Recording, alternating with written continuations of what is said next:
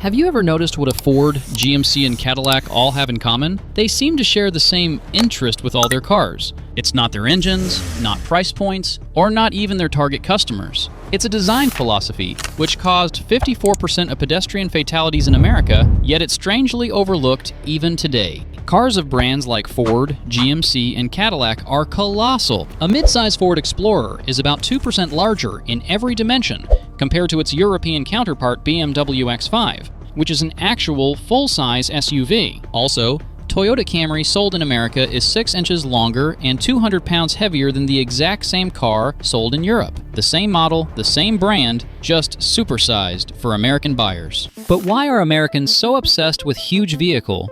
Is it just the love for spacious cars, or something deeper? The truth is, the dramatic growth of American vehicles, from big old classic Cadillacs to today's massive pickup trucks, is a result of a strange mix of wartime trade policies, regulatory loopholes, and a deep-seated desire for status and safety. As the video will process, you will uncover the 3 main reasons reflecting why Americans' cars got so bigger and better, and why Americans love that. Let's go back to 1973. When the United States supported Israel at the Yom Kippur War in the Middle East, the Arab nation got furious by this move, and all the Arab oil-producing nations struck back America with oil embargo. Suddenly, oil and gas prices were touching skies and quadrupled overnight, which had an impact on normal American consumer. Their gas-guzzling cars, like Chevrolet Impala and Cadillac DeVille, became financial liabilities, which gave an average of 7 to 10 kilometers per liter. Japanese manufacturers saw an opportunity here. They flooded the American market with small, fuel-efficient cars like Honda Civics, Toyota Corollas. By 1980, imported compact cars captured nearly 30% of the U.S. market.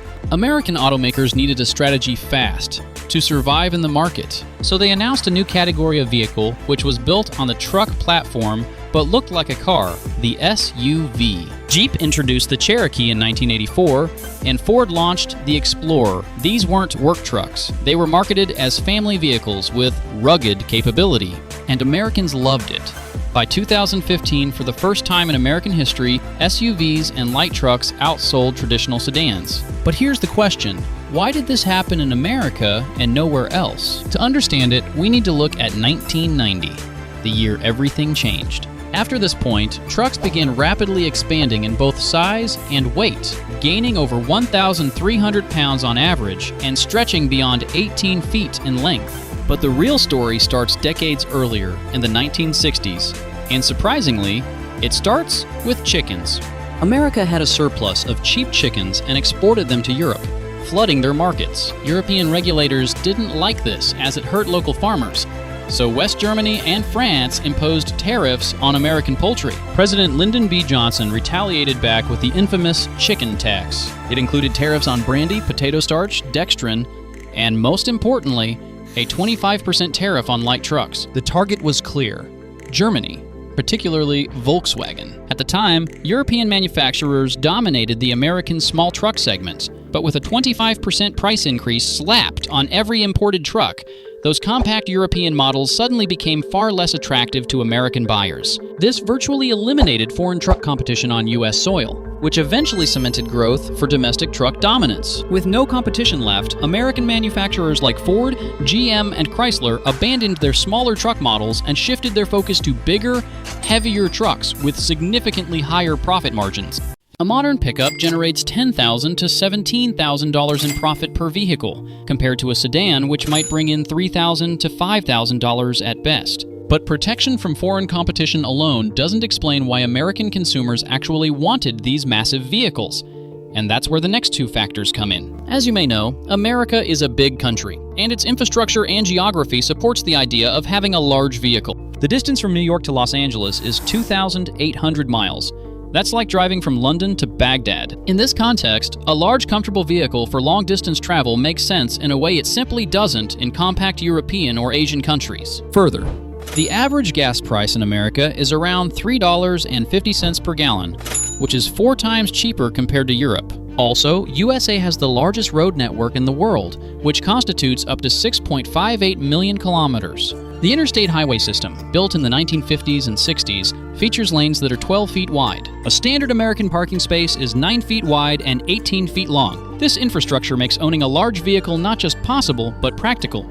So Americans had space, roads, and cheap fuel to support big vehicles, but that still doesn't explain why trucks and SUVs specifically exploded in popularity over sedans and wagons. And here is the turning policy, which changed the American car culture. Congress passed Corporate Average Fuel Economy Standards, CAFE for short, in 1975. These regulations required automakers to meet specific miles per gallon targets for their fleets. Cars had to meet strict fuel economy targets, currently around 40 miles per gallon, but light trucks, which included SUVs and pickups, only had to hit about 30 miles per gallon. So automakers did something clever. They started building SUVs on truck platforms, classifying them as light trucks instead of cars. Suddenly they could sell large, profitable vehicles without meeting the strict fuel economy standards of passenger cars. Automakers seized this loophole, realizing they could spend less time and money on fuel economy improvements by classifying vehicles as light trucks. This incentivized car makers to transform light trucks into the complex premium luxury device we know as SUV.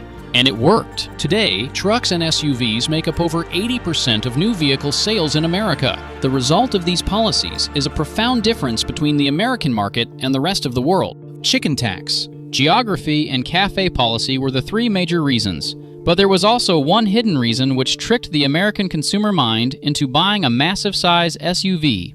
American automakers have sold trucks and SUVs using powerful emotional messaging, such as freedom, capability, adventure, and toughness. Ford's F-150 ads don't show you picking up groceries, they show you conquering mountains, towing massive loads, being unstoppable. The message is clear. This vehicle represents capability and self-reliance, even if you never actually use it for any of that.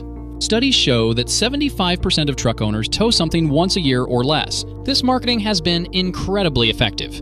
Ford F-Series has been America's best-selling vehicle for over 40 years. It's not just a truck, it's a cultural icon. There's also common belief in America: bigger equals safer, and the statistics seem to back this up.